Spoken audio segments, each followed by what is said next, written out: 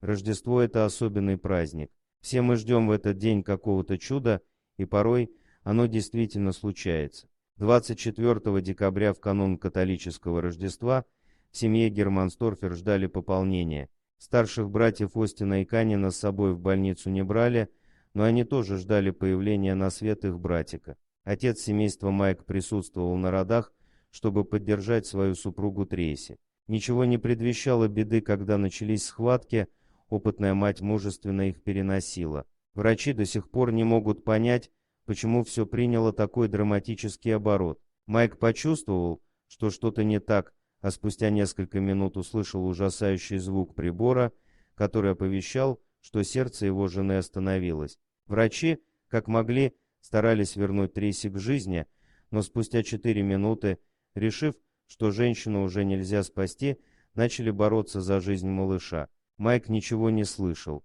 Все звуки вокруг смешались в сплошной шум. Мужчина просто не отводил глаз от тела супруги, пока врачи разрезали ее живот, чтобы вытащить оттуда ребенка. Когда малыша достали, оказалось, что спасти его тоже не получилось. Он не закричал, как делают это новорожденные.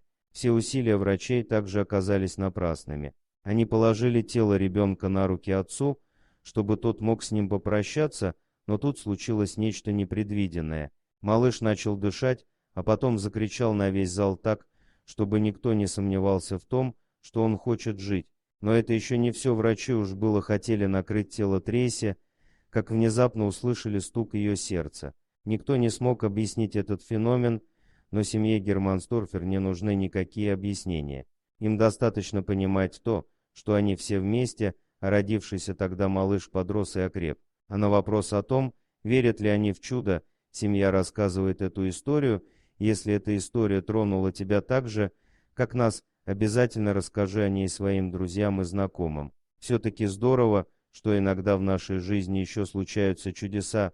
Спасибо за просмотр, подписывайтесь на канал, где вы найдете еще много интересного, а также ставьте лайки и пишите комментарии, что думаете по поводу этой истории.